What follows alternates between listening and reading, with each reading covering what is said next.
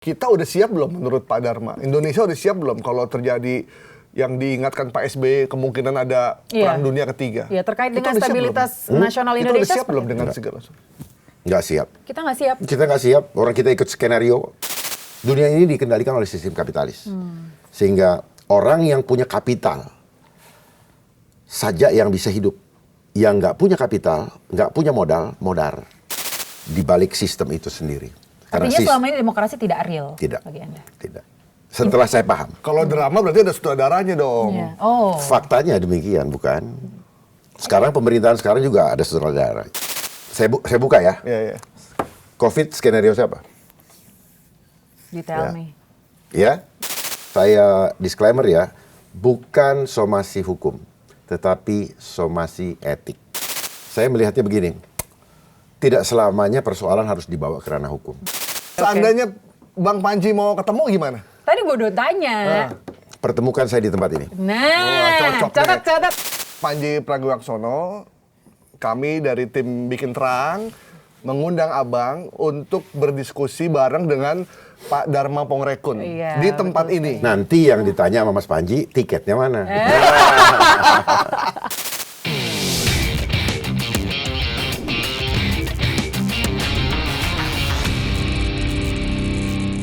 Pemirsa, di tengah-tengah gonjang-ganjing dinamika global, geopolitik, serius amat nih. Seolah-olah nih Indonesia tidak terlepas ya dari dinamika global yang terjadi saat ini. Dan saya nggak usah lama-lama openingnya karena di studio Bikin Terang hari ini sudah hadir sosok yang bikin deg-degan. Kenapa? The father of conspiration kan? Nah, ini dia sudah ada Komjen Pol Purnawirawan Dharma Pongrekun. Terima kasih sudah hadir. Terima kasih. Beliau ini adalah ex-Cagup Jakarta dan juga sekaligus mantan Wakil Kepala Badan Siber dan Sandi Negara dan juga pengamat global. Ini Pak Dharma ternyata bintang 3 loh. Oh iya dong. Di polisi, dan untuk dapat bintang 3 zaman itu nggak gampang. Nggak ada sogok-sogokan. Harus melewati begitu banyak proses ya Pak Dharma ya. Proses panjang. Perlu dinamikanya sangat banyak. Dinamikanya sangat banyak sehingga membentuk beliau ini menjadi seperti Dharma Pongrekun saat ini. Iya. Dan kemarin namanya kembali ke viral setelah Panji Pragiwaksono mention. Tapi respon beliau ini luar biasa loh, katanya bahkan ini adalah sebuah berkah ya Pak Dharma ya, karena disandingkan dengan nama-nama besar. Kenapa sih merespon? Tapi katanya mau dipolisikan Panji. Tapi itu dari fansnya beliau. Oh ya, oke, kita tanya langsung aja ke orangnya. Jadi poin aja. Setiap peristiwa itu tergantung sudut pandang. Berkah respon tergantung daripada respon kita. Kalau kita dijalimi, kita harus menganggap itu sebagai berkah bahwa Tuhan ingin memberikan kita tempat atau sesuatu sesuai dengan kehendaknya. Jadi dulu waktu kita masih di dinas, misalnya kita merasa dijalimin, di satu tempat dipindah ke tempat lain, kita menganggap bahwa Tuhan mengasihi saya, Dia menempatkan di tempat yang lebih baik, yang sesuai dengan kehendaknya. Jadi sekali lagi berkah itu dari sudut pandang bagaimana kita merespon setiap keadaan. Meskipun fans pendukung Anda keberatan begitu ya? Dua hal yang berbeda. Ini kan perasaan saya pribadi. Kalau fans itu pemilih. Karena yang saya dengar kan 10%, 10,6% itu pemilih. Pemilih ini terdiri dari ratusan ribu orang yang punya hati, punya perasaan dan punya hak. Iya. Apakah saya berhak untuk melarang mereka? Tidak. Tetapi saya disclaimer ya, bukan somasi hukum, tetapi somasi etik. Itu gimana penjelasan somasi etik? Ya, Anda kan sebagai pernah menjabat sebagai pejabat petinggi di Polri begitu ya, tapi justru paham tentang UU ITE. Ini melihatnya seperti apa? Komedi di platform yang berbayar, Anda melihatnya seperti apa? Saya melihatnya begini, tidak selamanya persoalan harus dibawa ke ranah hukum.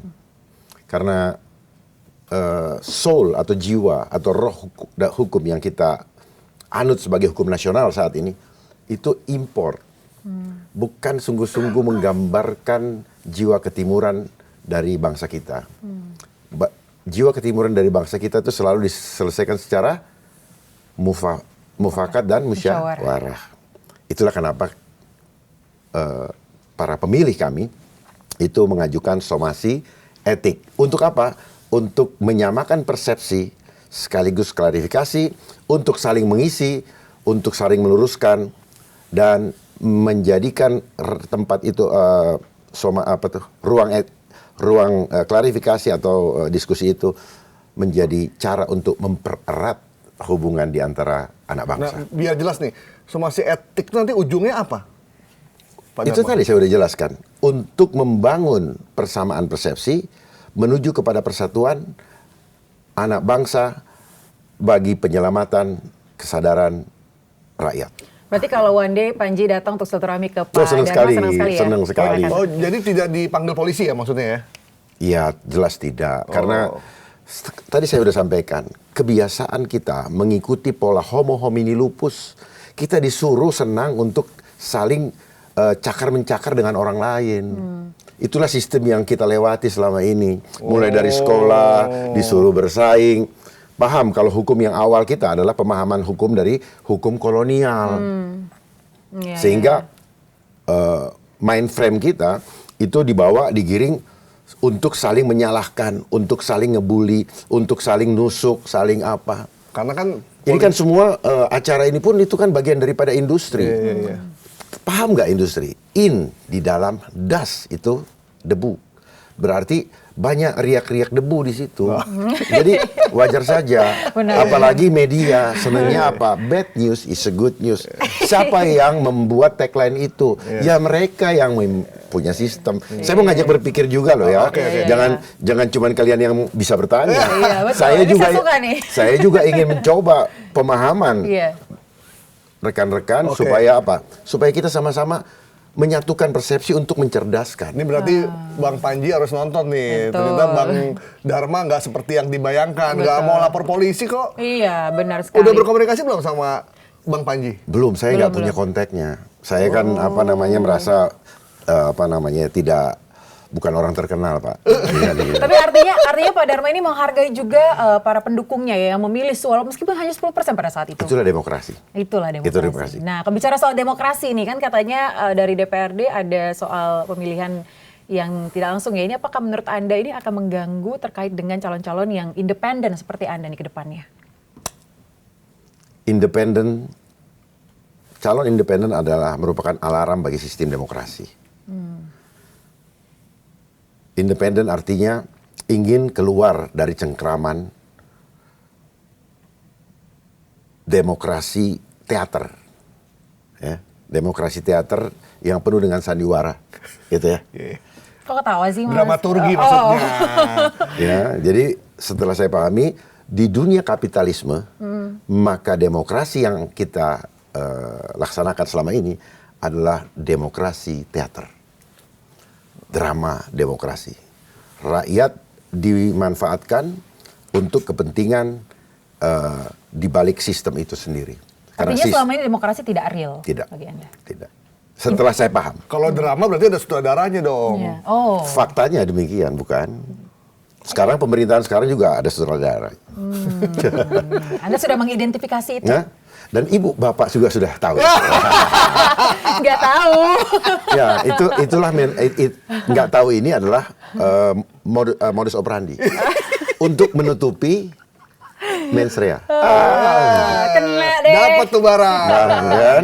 Karena kalau disebutkan menjadi actus reus, Iya. hukum berlaku. Oke. Seandainya Bang Panji mau ketemu gimana? Tadi gue udah tanya. Pertemukan saya di tempat ini. Nah, cocok catat. Bang Panji, ini langsung kita panggil aja nih ya. Bang Furman tolong. Jangan-jangan sudah ada di balik ini. Kita kasih kejutan. Berikut, mystery guest, Panji Pragiwaksono. Gak ada. Bercanda. Nah, kalau ada tuh, Bercanda dia ini, Pak. kalau ada juga saya sangat-sangat siap. Kalau misalkan ketemu, satu hal apa yang mau dibahas? Pertama kita kenalan dulu dong. Lalu pernah kenal sebelumnya? Nggak kenal. Tatap muka pun belum pernah? Belum, cuma lihat di televisi. Dari yang masih punya rambut, sampai rambutnya hilang. Tapi seolah-olah Panji tuh deket banget loh sama beliau ini. Nah, itulah Karena frekuensi. sering disebut-sebut. Itulah frekuensi.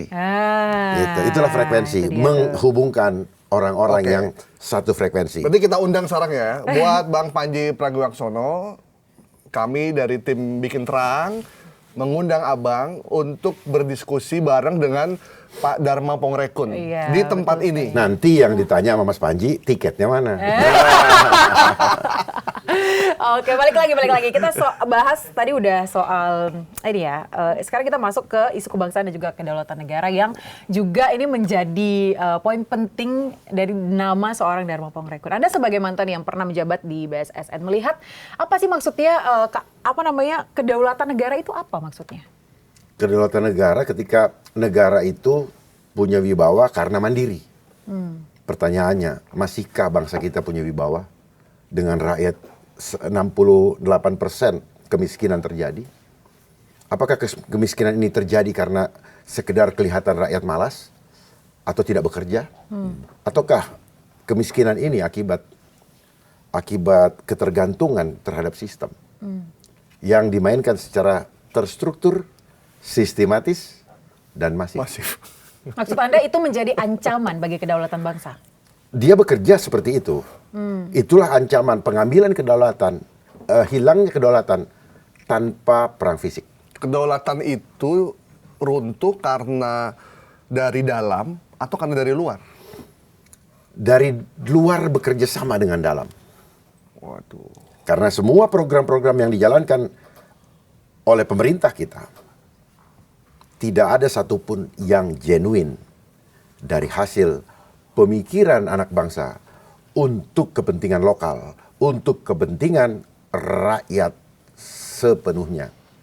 Seperti yang diamanatkan dalam pasal 33 Undang-Undang Dasar 45, dikuasai oleh negara, seluruh sumber daya alam dikuasai oleh negara dan dipergunakan sebesar-besarnya untuk kepentingan rakyat. Nah, mungkin perlu dirubah itu, dikuasainya. Karena kalau udah dikuasain, ada rasa ingin memiliki.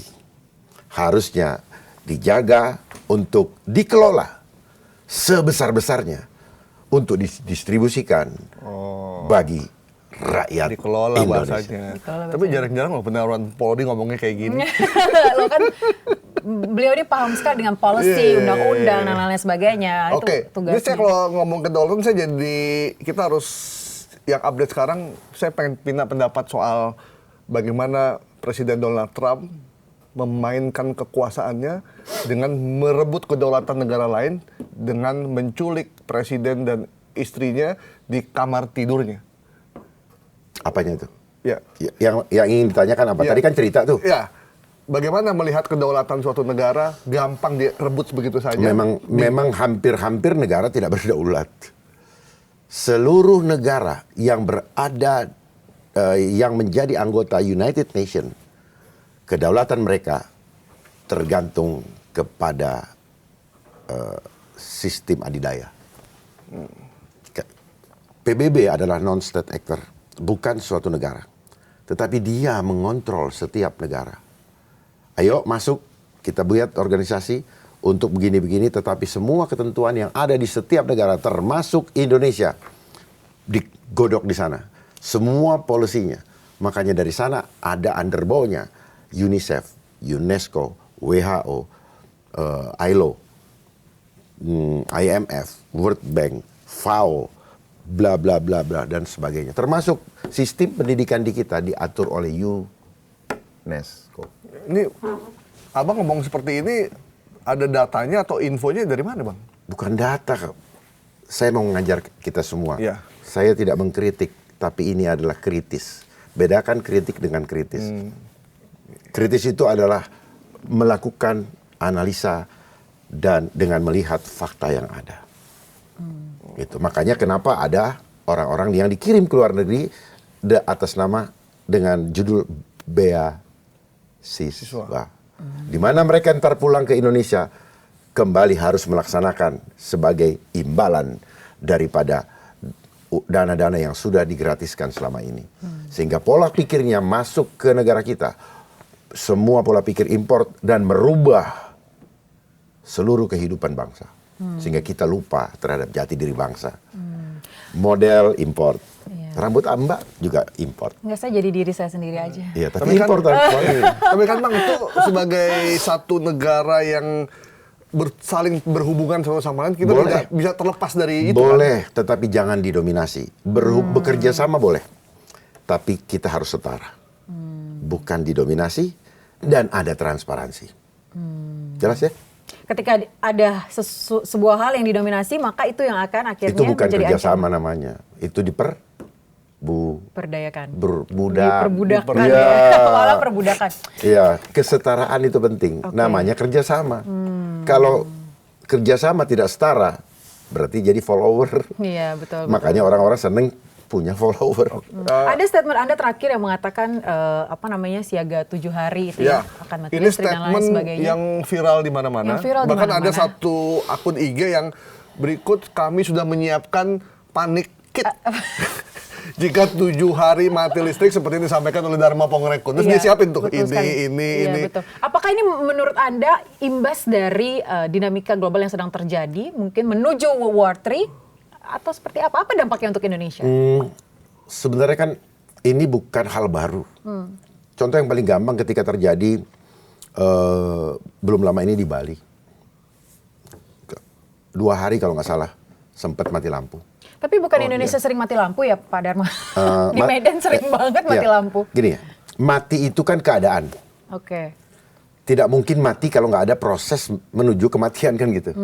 Sama juga dalam hidup ini. Menuju kematian persiapkan diri. Susahnya apa? Jangan menjadi panik ya. Nah, jadi Medan mati, Bali mati, pasti ada penyebabnya. 2 hari mati. Makanya perlunya ada mitigasi terhadap krisis. Krisis itu adalah keadaan darurat kan. Jangan panik. Justru yang saya lakukan adalah mengajak kita untuk membangun kesiapsiagaan berbasis kesadaran. Jangan kepanikan berbasis ketidaksiapan. Jadi menunjukkan kalau orang panik berarti tidak siap. Kenapa mereka tidak siap? Karena selama ini seperti kerbau yang dicucu hidungnya masuk dalam perangkap ketergantungan. Ketergantungan adalah kunci mengontrol manusia. Manusia yang dikontrol apanya? Jiwanya. Karena jiwa, tubuh bergerak karena jiwa. Tubuh mengkerut karena jiwanya mengkerut. Saya mengajak untuk memberikan early warning untuk membangun kesiapsiagaan berbasiskan kesadaran. Jadi jangan takut. Justru di situ kita mengevaluasi diri kita. Entah urusan iman kah, ya kan? Entah urusan hal-hal fisik yang kita butuhkan kah? Apakah kita siap? Banyak memang yang komplain ke saya. Bikin panik katanya. Iya, banyak yang komplain. Justru dari situ saya melihat bahwa mereka tidak siap. Mereka tidak siap untuk hidup mandiri. Makanya negara kita tidak berdaulat karena kemandirian negara sudah tidak ada. Contoh kecil kemandirian yang Anda maksud itu seperti apa sih misalnya? Bawa botol sendiri. Satu, ini. Nah, ini dikasih contoh nih. Ya kan? Ya. Kan demi keamanan saya. Iya. Itu salah. Jadi di kemana-mana selalu bawa botol minum sendiri demi keamanan? Demi keamanan. Oke. Ya. Dan untuk make sure, saya pastikan isinya nyaman buat saya. Betul dong? Benar. Makanya kita mencari kawan hidup untuk kenyamanan. Untuk apa mendapatkan pasangan hidup misalnya? Seperti yang terjadi, yang ada adalah gontok-gontokan, bohong-bohongan, gitu kan? Ya kan? Kita lihat sekarang, apalagi dengan media saling gugat. Karena apa? Tidak jiwanya tidak menyatu. Ya, cuman badan yang menyatu. Jadi kalau nggak nyaman tinggalin aja kalau menurut. Oh enggak, salah. We have to work on it. Ini yang apa nih? Penyesatan. Bukan, artinya gini, kita harus mempersiapkan sematang mungkin di dalam mengambil keputusan. Baru ambil keputusan, jangan berdasarkan kepanikan. Itu juga termasuk untuk pemerintah Indonesia. Tentunya, justru saya sedang mengajak negara berpikir dan rakyat berpikir kembali. Kita udah siap belum menurut Pak Dharma? Indonesia udah siap belum kalau terjadi yang diingatkan Pak SBY kemungkinan ada perang dunia ketiga? Iya, terkait dengan stabilitas nasional Indonesia. Kita udah siap belum dengan segala sesuatu? Nggak siap. Kita nggak siap? Kita nggak siap. Orang kita ikut skenario. What do you mean? What do you mean? Apa yang kita... Mbak nanya saya pakai skenario kan? Iya, artinya Mbak nggak siap. Mbak menyiapkan diri tapi pakai skenario. Mereka siap dengan skenario kan gitu. Saya buka ya. Yeah. COVID skenario siapa? You tell me. Ya? Iya. Ya. WHO under bawahnya siapa? United Nations. Iya. Itulah makanya mereka nggak suka saya, Bang. Gitu. Karena mereka sangat. Oh, emang ada yang nggak suka sama banyak. Ada. Antek-anteknya di Indonesia nggak suka sama saya. PBB itu? Ya, antek-anteknya global lah. Oh. Itu kan cuma salah satu organisasi yang dikendalikan oleh global di belakang, elit global di belakangnya. Makanya dia hanya punya sekjen. Dia nggak punya chief of. Tapi Pak Dharma pernah dulu, bahas dulu. Oh, bahas dulu. Dia hanya punya sekjen. Oke. Sekjen PBB. Kenapa dia nggak punya chief of? Oke. Paham ya? Dia hanya sekretaris mencatat. Who is above that? Siapa di Small atas Secret Society. Hanya Yang di bawahnya, yang mereka adalah pemilik industri terbesar di dunia. Istilah titik-titik berikut ini. Cuma ada beberapa gelintir orang aja kecil. berarti. Iya, berasal dari 13 bloodline. Gitu. Salah satunya? Sekarang, Salah satunya? Mungkin bisa salah satunya? disebutkan? Saya ngomong apa adanya apa enggak ya? Yang udah common adalah Rothschild, Rockefeller, ya, JP Morgan, bla bla bla bla bla. Yang di dalamnya ada BlackRock, Vanguard. Itu yang BlackRock, CEO BlackRock yang last night dia jadi speaker di dalam annual meeting World Economic Forum, yaitu siapa namanya itu? Nah, itu dia. Bang. Nah, dia juga ada dalam kalau bilang itu arsitek lah. Kan gini nih, ya masalahnya kan beberapa orang suka bertanya kan, sebenarnya siapa sih yang ngatur dunia ini? Dan muncullah Bang Dharma ini dengan menjelaskan. Cuman saat itu publik masih apa benar begitu gitu. Nah, bagaimana meyakinkan publik bahwa memang dunia ini udah ada yang ngatur sebenarnya? Saya mengajak untuk kita berpikir kritis. Persoalannya sejak kita sekolah, kita digiring oleh konsep yang dibuat oleh Rockefeller Foundation. I don't want a nation of thinker. Saya tidak mau bangsa yang berpikir. I want a nation of worker. Saya mau bangsanya itu adalah pekerja atau budak atau ya mesin. Makanya muncullah nanti manusia-manusia mesin. Oh, bukannya kerja. Dan akhirnya ketika manusia mesin itu sudah eksis, manusia fitrah, manusia yang seperti Bapak kita ini kehilangan lapangan pekerjaan. Siap-siap nanti kalau presenter diganti sama AI. Siap-siap. Catat omongan saya ketika menjadi salah satu korbannya yang di PHK. Buat pernyataan, janji sama saya, pernyataan, saya salah satu korbannya. Saya pengen begitu. Tapi kan Anda berbicara soal jiwa. Presenter itu ada salah satu pekerjaan yang pakai jiwa, yang tidak Justru bisa digantikan jiwa oleh itulah AI. yang dimatikan, Oh, gitu? dipenjarakan oleh sistem. Makanya sistem itu adalah shut down your soul. Catat ya. Apakah AI Sebentar, shut down your soul to engineering mindset. Jadi itulah yang membuat mindset pada umumnya yang disebut dengan orang awam itu umum semua, sehingga ketika ada muncul seseorang seperti misalnya Bang Rocky Gerung berpikiran tidak template, maka dibilang wah ini keras, ini apa, dan mungkin gila seperti saya dan sebagainya. Jiwa itu bisa mati Bang, meskipun orangnya Bukan hidup. mati, terpenjara. Ada istilah apa? Mental block. Penuh dengan intimidasi, ketakutan. Takut begini, takut begini. Karena apa? Kita dibikin tergantung. Kita selama ini dibikin tergantung di dalam pemahaman kita kalau kita mau makan hanya satu yang bisa membantu kita, punya uang.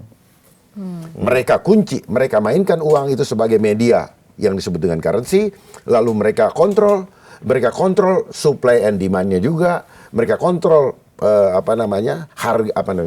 nilainya. Barang dinaikin harganya, kita pikir bagus nih barang naik, emas sekarang naik,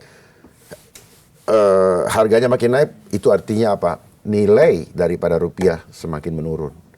Makanya, ya, jadi sistem ini ada istilah deflasi, inflasi, semua yang pernah kita terima di bangku sekolah adalah teori yang diciptakan oleh sistem global itu sendiri. Oke, ini Ya. sebagai mantan wakil kepala BSSN ya. Abang nggak mau ngulik, Kang, yang tadi. Karena Iya, ini lagi nggak, mau- nggak, belum. Abang sudah lari ke BSSN. Saya mau Bukan. Cuman ini aja, konteksnya tuh bahwa beliau sangat paham soal AI, literasi dan lain-lain. Saya mau ngomongin AI, ini kan lagi rame Saya nih. mau ngomongin dulu pola pikir. Karena abang kalau cuma bicara AI, abang hanya melihat objek yang ada. Oh, kita terbiasa dengan apa? What to think. Nah itu tadi what to think. Selalu lari ke objek-objek untuk dibicarakan. Yeah. Saya mau mengajak kita how to think. Nah itulah berpikir kritis. Berpikir kritis kita ulik dulu. Kenapa kebanyakan orang itu selalu berpikir template? Karena dari kita mulai masuk ke duduk di bangku sekolah, yang harusnya anak dibiarkan bermain supaya kognitifnya berkembang, 0 sampai 7 tahun ya, catat ya, adalah masa hipnosis. Nah, 7 tahun ke atas adalah masa repetition. Nah, kita didoktrin di sana, dicekokin. Kita ini ibarat gelas kosong. Diisi air bening, dia jadi bening, dia isi air coklat, dia coklat, dan sebagainya. Nah, hidup kita dikendalikan 95% oleh subconscious kita, alam bawah sadar. Makanya orang mendengar istilah bla bla bla bla bla, itulah yang diomongin. Nah, ketika dia ngomongin, dianggap dia orang pintar. Enggak. Tubuh kita ini cerdas. Tubuh kita merekam setiap apa yang kita dengar, kita rasakan di dalam perjalanan hidup kita. Nah, sistem education itu adalah proses di mana mencetak pola pikir yang seragam. Lalu kemudian dikasih science. Science adalah alat atau tools untuk mencetak keseragaman pola pikir atau standarisasi. Makanya kan semuanya berbasis ilmiah, berbasis ya kan kaidah akademis ya kan. Nah, terus empirik, metode empirik adalah tata cara penyeragaman pola pikir. Paham nggak ini? Kita mengikuti ya. Jadi hanya melihat objek yang terlihat mata, hanya berbicara material, tidak mampu melihat imaterial. Sehingga itulah manusia digiring menjadi manusia-manusia materialistis. Untuk materialistis kamu ingin memperoleh harus punya uang. Oke, jadi menurut Anda pola pikir yang baik itu seperti apa? Nah, saintis adalah produk daripada sistem edukasi tadi, sistem penyeragaman pola pikir. Sehingga kenapa setiap kali ada masalah, suruh serahkan kepada ahlinya, supaya dia yang meliterasi orang-orang yang dianggap bukan bidangnya, sehingga orang-orang yang merasa awam disuruh percaya kepada itu tanpa mengetahui kedalaman daripada itu. Itulah kenapa para saintis digunakan, suruh membuat jurnal untuk merasionalisasi rencana-rencana yang tidak rasional yang akan dilaksanakan di setiap negara. Itu yang dimainkan oleh global. Sampai di sini paham? Paham. Apa yang Bapak tanyakan terhubung dengan apa yang saya sampaikan. AI lah, apalah, BSSN, semua konsep global. Jadi tujuan Anda adalah elit global itu ingin menguasai dunia melalui sistem yang Anda tadi jelaskan. Yang membuat ketergantungan. Salah satunya adalah pola pikir. Dimulai dari pola pikir. Berarti sistem pendidikan kita dari sejak dini udah salah berarti, Bang? Itu kan sistem import. Saya tidak mau mengatakan salah. Penggunaan ibarat pisau. Pisau bisa dipakai untuk membantu manusia. Tapi di lain pihak, pisau bisa dipakai untuk apa? Mencelakakan manusia. Tergantung ada di tangan siapa. Sehingga man behind the gun sangat penting. Oke, ini saya mau ke intinya ini. Kita bahas soal tadi kedaulatan negara. Indonesia, orang-orang Indonesia, masyarakat Indonesia, yang tadi Anda sudah jelaskan bahwa ada elit global. Harusnya punya pola pikir seperti apa untuk kemudian bisa mempertahankan stabilitas nasional kita. Karena secara geografis kalau World War III terjadi, kita menjadi salah satu negara yang bisa dikatakan aman, pulaunya banyak. Dari mana kamu tahu itu? Well, geographically speaking. Jangan-jangan dari ChatGPT. Oh, enggak dong. Dari mana kamu tahu ada World War III? You mention. I don't mention World War III. But Anda mengatakan bahwa dinamika global tidak baik-baik saja. Ya, tidak baik-baik saja, yes. Baik, bagaimana masyarakat Indonesia harus punya pola pikir seperti apa untuk menyelamatkan dirinya, bangsanya dari dinamika global yang tidak baik-baik saja? Jadi 2 hari lalu Pak SBY men-tweet satu tulisan panjang di X bahwa dia mengkhawatirkan akan terjadi perang dunia ketiga karena ada para pemimpin yang haus kekuasaan dan pemimpin yang haus dengan sumber daya, sehingga dikhawatirkan itu akan memicu. Nah, itu yang dia bilang dengan alasan panjang lebar. Berarti beliau paham.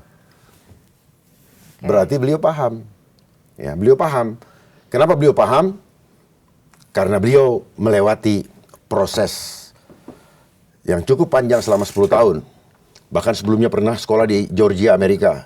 Sehingga beliau paham betul bagaimana kerjanya global. Gitu. Makanya sistem kapitalis, dunia ini dikendalikan oleh sistem kapitalis.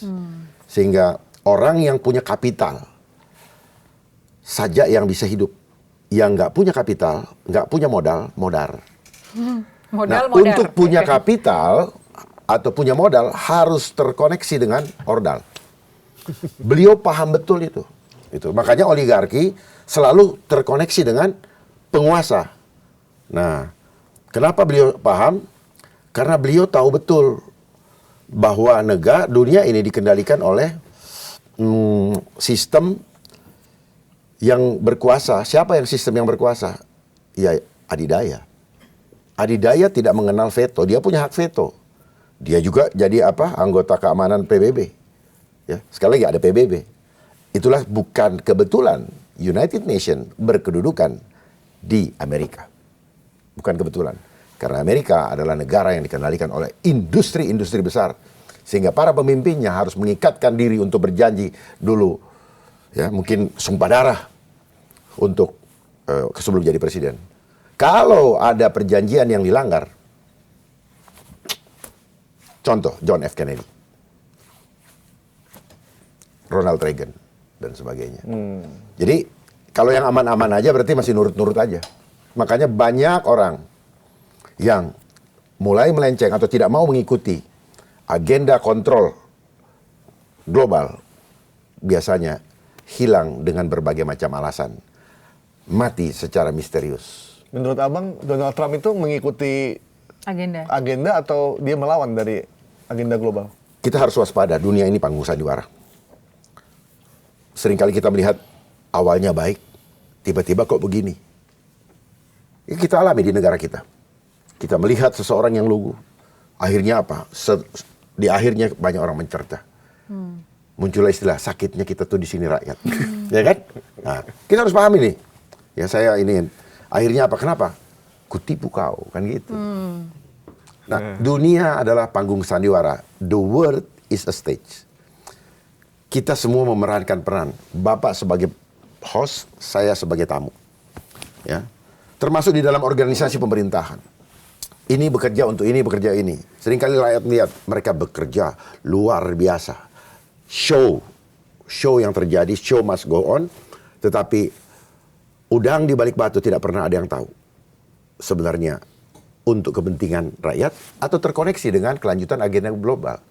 Tetapi kalau kita melihat secara keseluruhan apa yang terjadi sekarang, dimulai tahun 1992, apa yang di fase terakhir ini diramaikan dengan program SDGs. Ya udah itu. Kalau negara kita menjalankan SDGs, itu artinya negara kita kehilangan kedaulatannya. Bukannya bagus Bang SDGs? Yang bilang bagus siapa? Yang bilang bagus untuk kepentingan siapa? Ya, kita bisa perdebatkan. Ajak saya kalau untuk itu. Saya buka satu-satu. Ya, termasuk Indonesia Emas 2045. Bonus demografi. Yang ada adalah rakyat yang menjadi bilangan pembagi daripada mereka yang dapat emasnya. Gitu. Siapa yang dapat emasnya? Ya mereka yang mengatur sistem ini. Jadi ya kalau didengerin dari... Lihat aja sekarang rakyat mau makannya susah kok. Ya udah, mari kita melek. Kasihan itu kawan saudara-saudara kita yang jadi tukang gojek. Mereka ada yang S1, 2, 3 karena tidak ada pilihan. Lalu saya mempertanyakan di mana peran mereka yang punya pemerintah yang harusnya melayani rakyat. Justru sebaliknya. Tidak ada ruang dialog. Yang kita butuhkan adalah ruang dialog. Setiap kebijakan kita ini, tapi apa yang terjadi? Modus operandinya apa? Setiap aturan baru yang dikeluarkan dipercepat ketika kita lagi tidur misalnya gitu. Ketika orang lengah. Semuanya kenapa? Karena ada dorongan kuat dari belakang. Dorongannya distimulus oleh apa? Bapak Ibu udah tahu.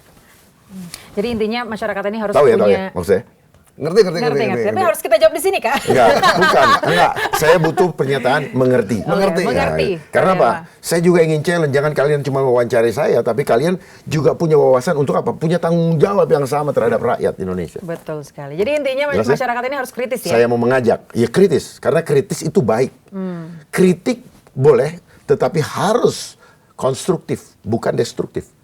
Catat kritisasi saya yang tidak konstruktif. Berhenti. Nah, ini contohnya, sama dengan komedi kemarin. Ya, hanya sampai di tertawa. Tidak ada kelanjutannya. Dan saya tidak mau rakyat hanya dididik dengan tawa, tetapi rakyat tidak tahu harus bagaimana berikutnya.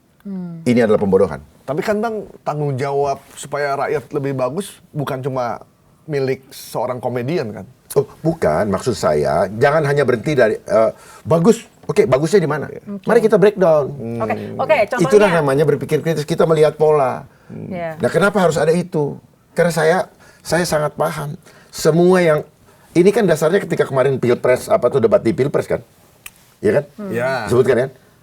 Tahu nggak? Di balik layar, sutradara ngatur harus berbicara tentang SDGs.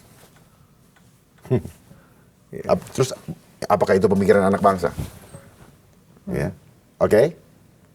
Terus kenapa ada Danantara? Apa tujuannya? Ada kaitannya nggak? Kenapa semua ini BUMN?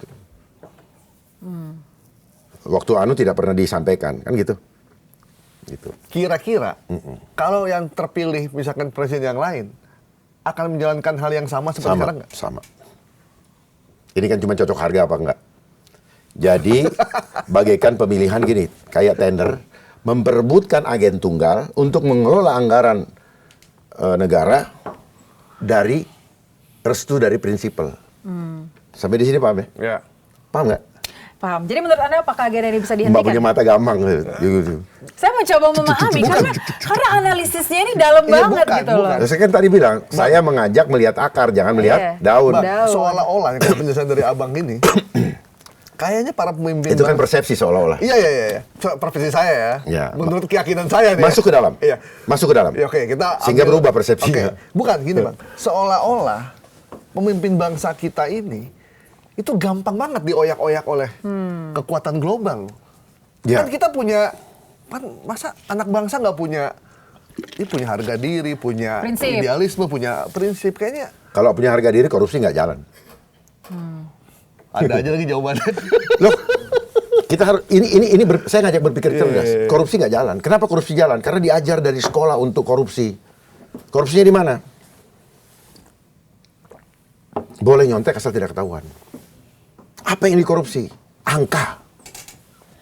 Kita terdoktrin bahwa angka adalah indikator kesuksesan seseorang. Karena apa? Karena itu menunjukkan kebesaran daripada orang itu. Sadar nggak? Lalu yang dibuat takut lagi oleh doktrin, menabunglah untuk hari Depan. tua. Lalu ada masa pensiun. Sehingga orang begitu takut menghadapi masa pensiun. Kecuali saya. Ya. Kenapa? Karena saya belajar dari mulai saya masih dinas.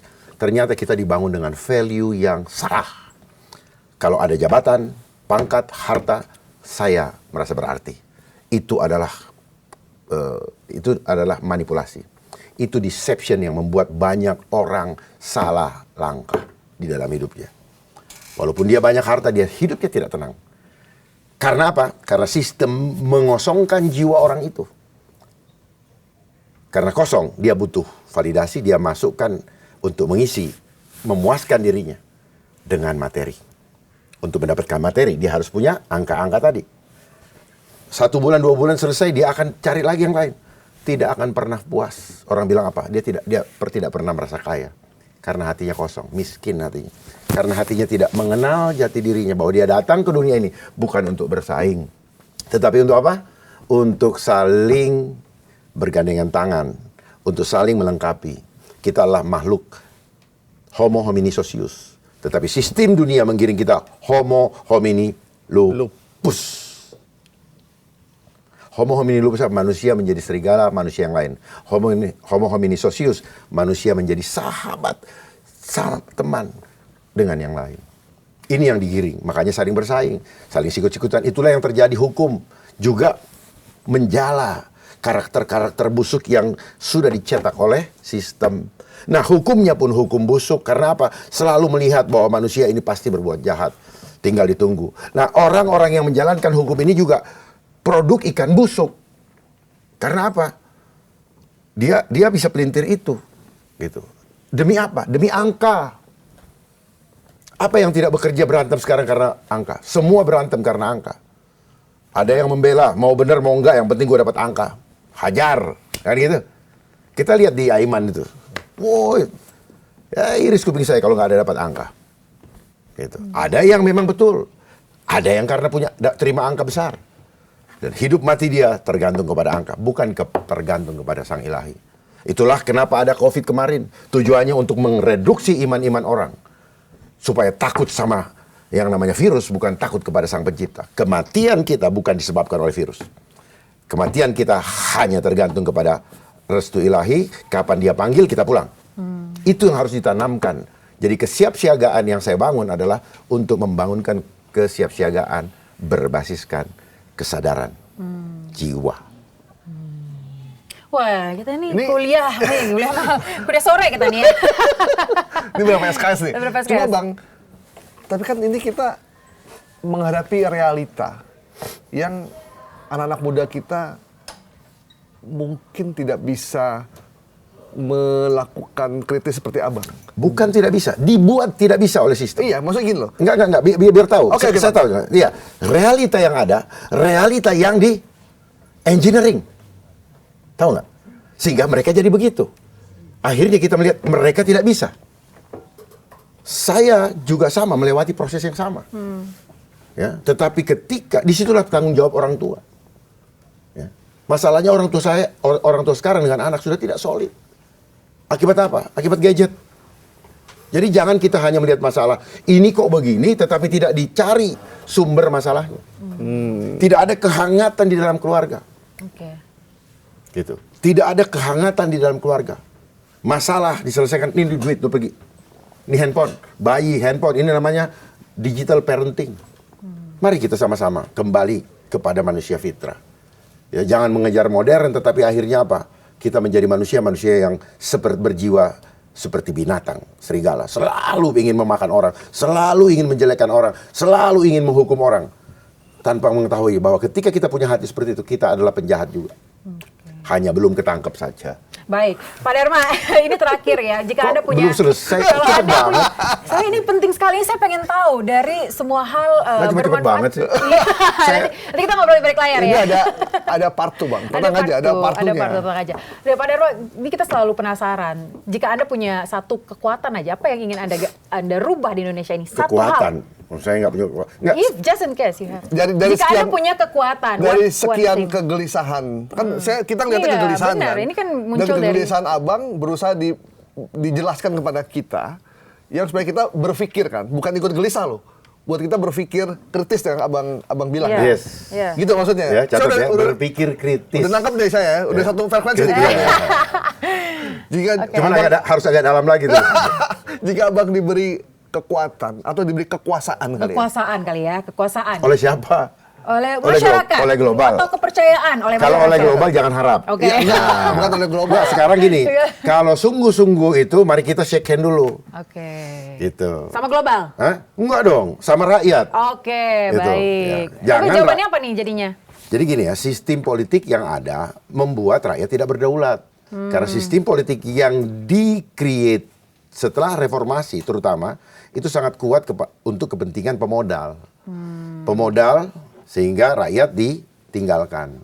Sehingga itulah rakyat dijadikan objek dominasi dan objek eksploitasi. Nah, pertanyaan tadi saya jawab begini. Saya akan mengembalikan rakyat sebagai pemegang kedaulatan. Di mana negara memegang kendali terhadap perencanaan, terhadap data, terhadap energi, pangan, itu harus betul-betul dikendalikan. Kenapa saya bilang harus perencanaan? Karena perencanaan yang ada, yang selama ini terjadi di Indonesia sejak Presiden kedua, sungguh-sungguh dikendalikan oleh perencanaan dari endorse global. Lihat ada instansi yang bagian perencanaan nasional. Ya, Di situlah semuanya. Bapak yang ngomong ya. Di sini lagi. Di sini. Enggak, saya tertarik nih karena saya belajar. Tapi kan kalau kita tidak bergantung pada negara-negara lain, kan ada namanya complex interdependence. So Ilmu Mbak itu udah kemakan doktrin. Salah lu ya belajar kan? lo. Kalau tidak, itulah hebatnya mereka. Jadi gini, kerjasama boleh, tetapi harus setara. Okay. Untuk kepentingan bersama. Jadi kita kuliah di mana, Bang? Abang anaknya kuliah di mana? University. Nanti kita bicara di belakang layar karena masih banyak yang belum perlu pelan-pelan gitu. Oke. Sebenarnya apa? Pendidikan harus, tapi bukan duduk di bangku sekolah. Paham ya? Makanya dibilang apa? Kejarlah Ilmu. sampai ke negeri Cina. Artinya di mana saja kita boleh cari ilmu. Bukan begini. Oke. Ya. Terus dikasih buku literatur yang sama. Ya sama otaknya. Ya, in garbage, out garbage. Masuknya sampah, ya keluarnya sampah. Karena mereka belum tahu apa yang diginiin. Yang ngajar juga sudah pegang silabus. Buku jawabannya ada. Coba kita lihat ya. Guru saya waktu itu saya pikir-pikir masih umur 20 sekian. Udah ngasih tahu, padahal dia juga nggak tahu apa-apa. Nah, kita nganggap itu kebenaran. Jadi Pak Dharma apa nih intinya? Satu hal yang akan Anda rubah jika Anda punya kekuasaan. Kembalikan rakyat sebagai pemegang kedaulatan tertinggi, di mana negara memegang penuh perencanaan, data, pangan, dan energi. Berarti Anda akan membuka ruang dialog dengan masyarakat? Oh harus. Oke, baik. Kita, pemimpin itu, ada karena rakyat. Kalau nggak ada rakyat, nggak ada pemimpin. Oleh sebab itu pemimpin itu hanya supir. Rakyat mau belok kanan, belok kiri harus suara penumpangnya. Bukan, penumpang itu raja. Kayaknya seru. Karena makanya dia digaji. Lah kalau udah makan gaji lu nyusrukin masuk ke jurang, hajar aja itu supirnya. Disitulah kenapa ketika ada kecelakaan gitu supir dijadikan tersangka. Paham nggak? Betul. Paham. Jadi jangan sampai negara seperti yang kita rasakan sekarang, negara autopilot. Tidak ada negara autopilot. Tidak baik untuk masyarakat. Loh, autopilot itu apa? Rencana skrip sudah ada yang dibuat oleh orang lain. Paham ya? Baik. Paham nggak? Paham dong. Paham. Nah, sekarang negara kita autopilot nggak? Kita works by system. Kita berjalan dengan adanya sistem. Autopilot namanya. Sistemnya sistem yang dibuat sendiri atau mengikuti. Kata sistem saja itu kita sudah adopsi. Dari situ saja kita punya pola pikir yang dibilang sistematis padahal sudah dikontrol oleh fase-fase tadi. Kayaknya kita harus ada part 2 ya. Kita mesti bikin program khusus deh buat beliau. Saya namain Kerajaan Eling Dharma. Mungkin kayak ada film sinetron Angling Dharma. Kalau ini Eling Dharma. Eling kan bahasa Jawanya kan ini kan Dharmanya jangan nama saya tapi kebenaran. Kebaikan. Baik, kalau begitu terima kasih Pak Dharma Pongrekon sudah hadir di Bikin Terang. Udah capek? Kita sebenarnya sudah bikin terang ya dari kegelapan pola pikir yang selama ini terbentuk. Seorang raja dari Kerajaan Eling Dharma. Betul sekali. Mungkin kita akan buat part 2 nanti dengan Pak Dharma. Kalau begitu terima kasih. Kita ketemu lagi di Bikin Terang episode berikutnya. Sampai jumpa. Terima kasih Pak Dharma Pongrekon. Terima kasih Pak Dharma.